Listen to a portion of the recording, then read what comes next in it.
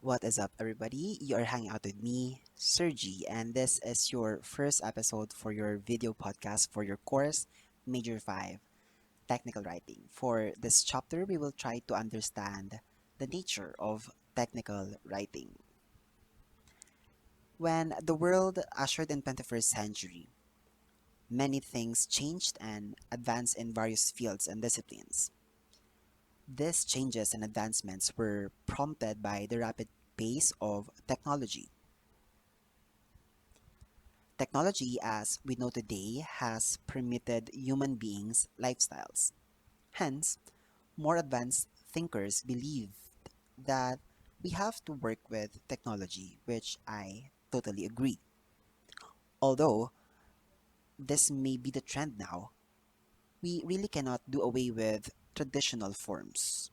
I mean, even if we live in a highly technical world and, all sectors in the society, including schools, are really affected by the lure to absorb modern technology, I strongly feel that there is still a need for us to preserve older forms of communication.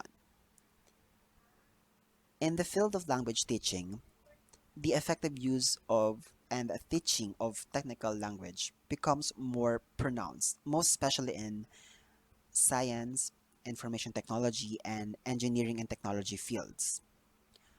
Thus, a course or a program intended for the teaching of technical report writing seems to be the best answer to the clamor for a more appropriate form of language teaching that can meet the specific vocabulary of professionals and technical problems, such as science, information technology, and engineering and technology fields. Thus, knowledge and technical reports and technical writing is being given to you as a premium in improving the language of you, our young professionals, to become the prime movers of the future. As Jose Rizal would say, you are the hope of the future, if I quoted it correctly. Possessing the skills in technical reporting or technical report writing is an advantage. You might wonder why. Well, the answer is very simple. Sooner or later, you will be tasked to work on writing technical reports. Teachers nowadays are doing manuals by themselves, doing modules for their students. Sooner or later, you might be asked to produce brochures and handbooks to represent your company, your institution, or any workplace that you will be working at or with in the near future.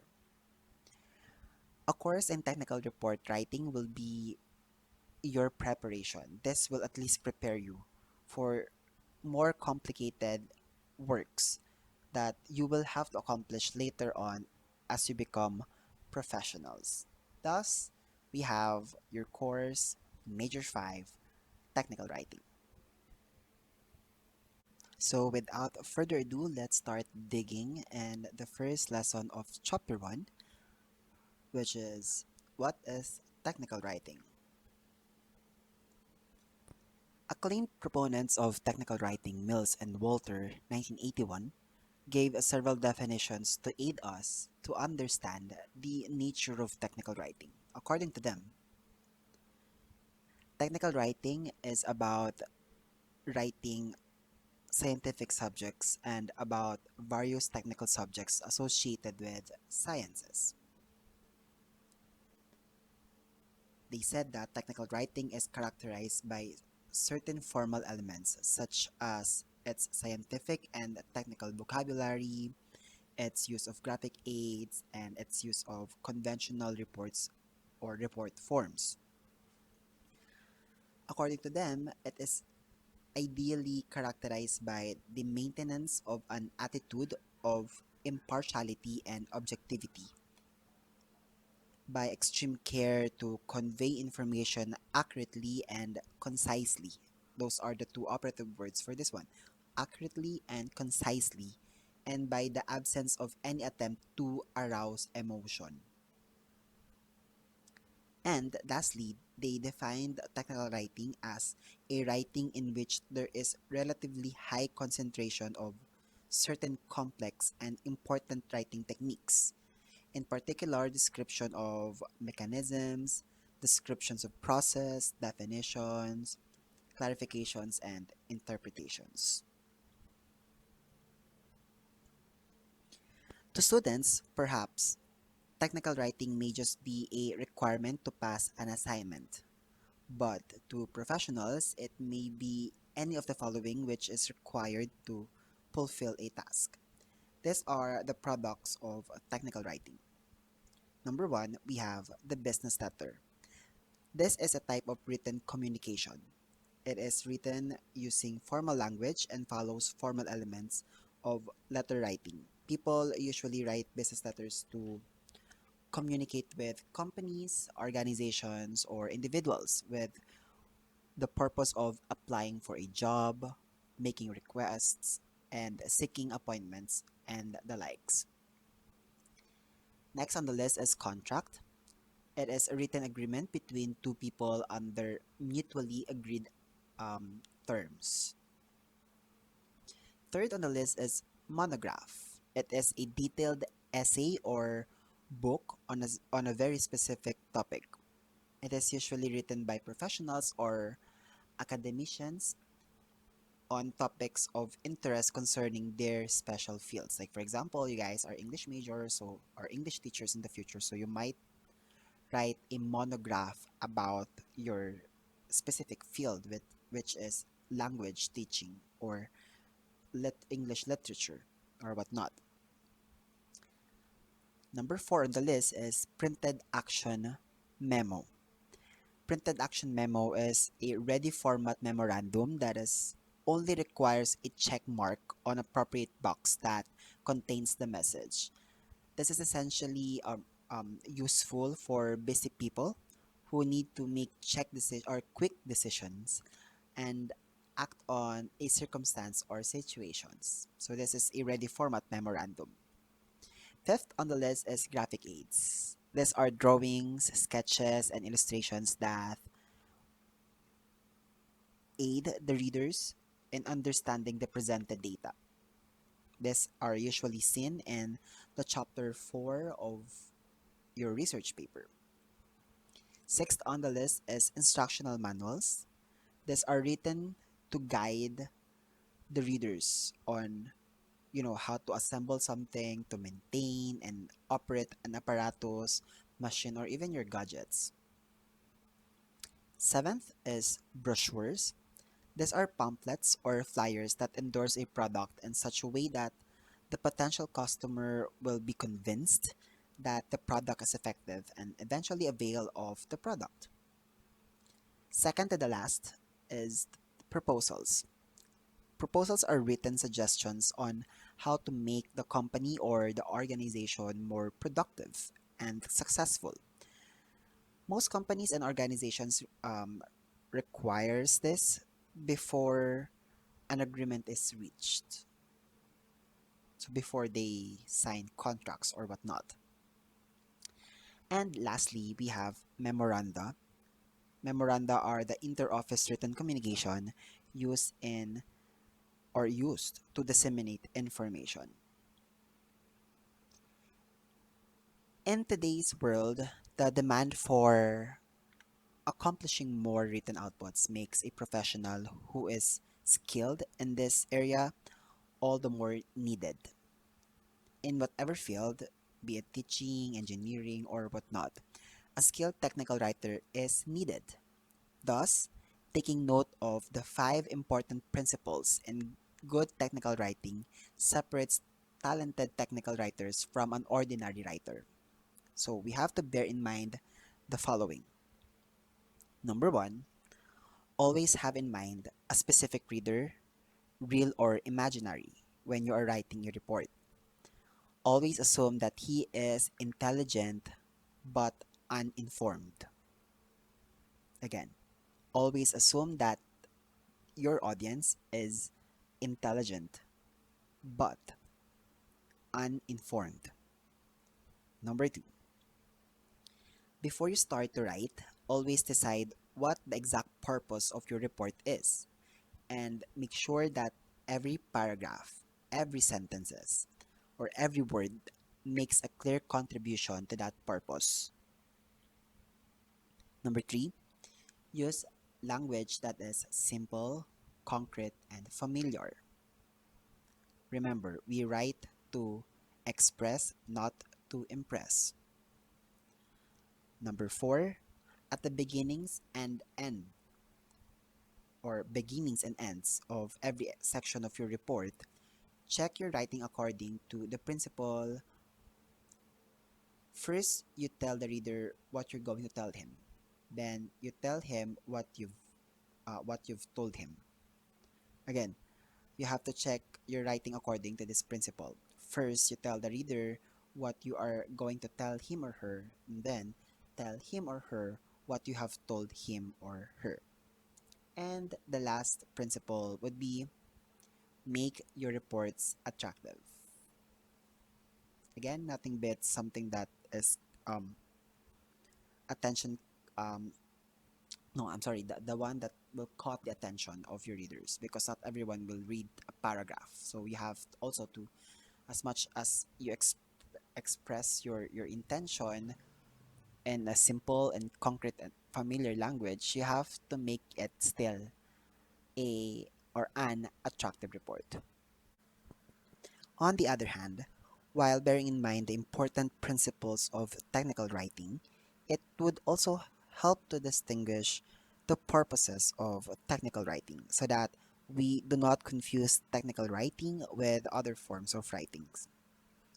So, what are the purposes of technical writing? We have seven. First, it serves as basis for management decision. It furnishes the needed information. It also gives instructions. It records business transactions through proposals. Fifth, it procures business proposals. Second to the last, it serves as a basis for public relations. And lastly, it provides support to stockholders of the company. Now, let's proceed to the properties of technical writing. The following properties of technical writing are also known as considerations when writing technical reports. So number one, we have the subject matter. In writing technical papers, you must ask the question, what will I write about? The subject matter is essential element in technical report writing. Some examples of this are descriptions of the process maybe, or writing about a theory or submitting a policy. So that's subject matter. Next property is audience. When thinking about the audience, you ask the question, whom am I writing for? Or who are my intended readers? This is a property which pertains to a particular leader or a reader, should say, of a technical literature. Third is expression.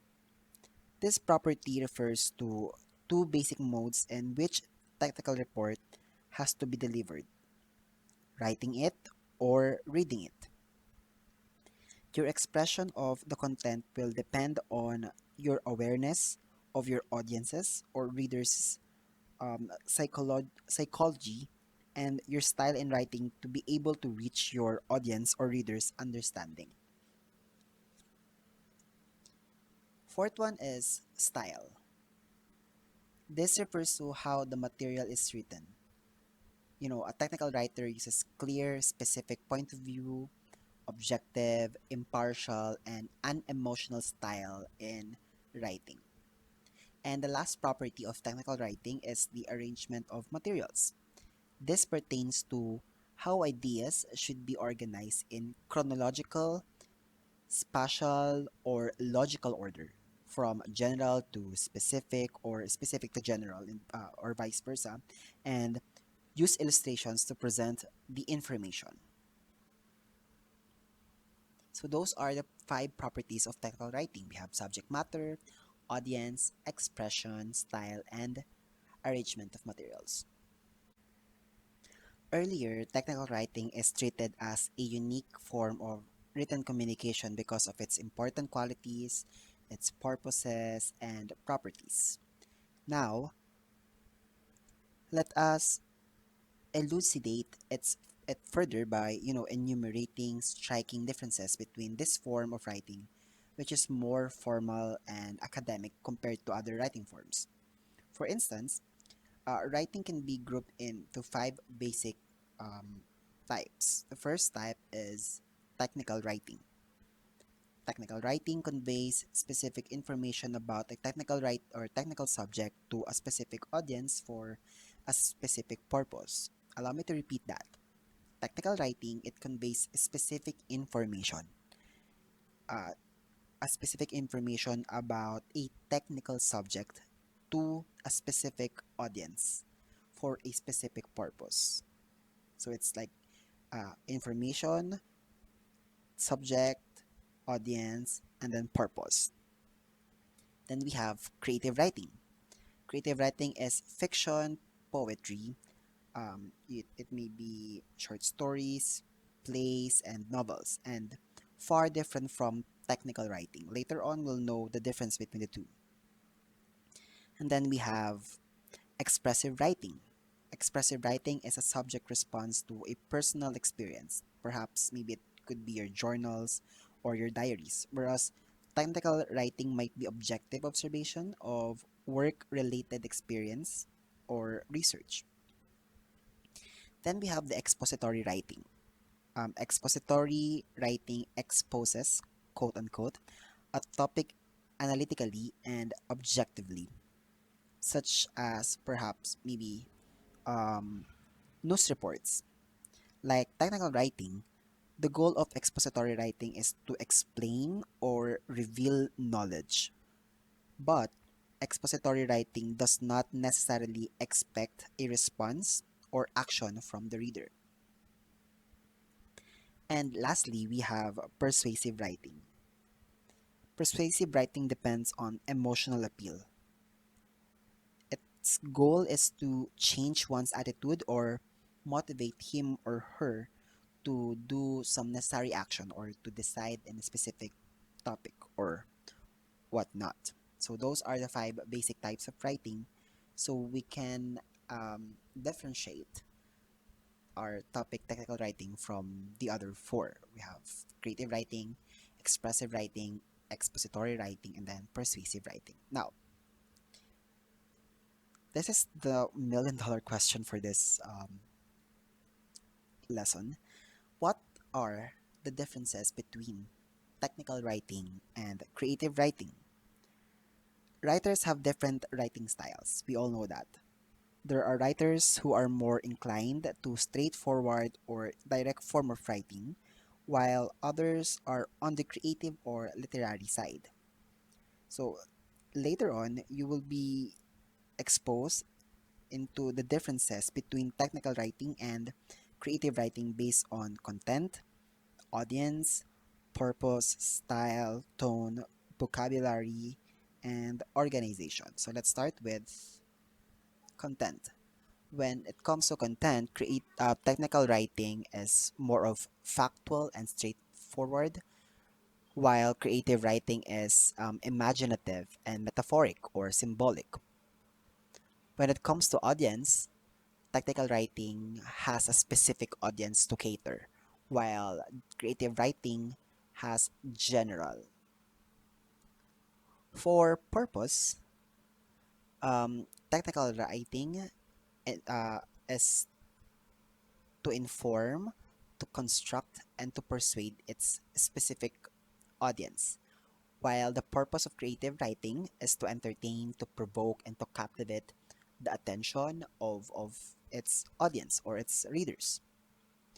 When it comes to style, it's very easy to distinguish because when it comes to technical writing, it should be formal, it should be standard, it should be academic.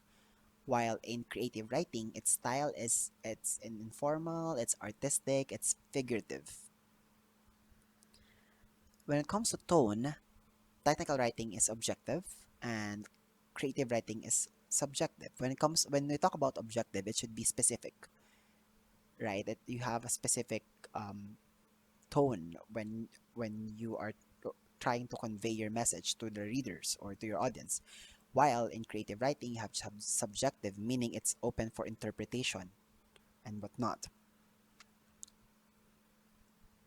Now let's proceed to second to the last category, vocabulary. For the technical writing, it should be specialized, meaning you should use the jargon of a specific field that that you're writing at or whatnot. When it comes to creative writing, it should be general. It should be evocative. And lastly, for organization, technical writing, we follow sequential and systematic kind of writing. There's a rule, there's a pattern. While in creative writing, it's a free flow, it's arbitrary, it's artistic. And that concludes our lesson one for chapter one. What is technical writing? This has been Sergi. Thank you very much for watching this first episode of your video podcast for your course Major 5 Technical Writing. I'll see you on the next video.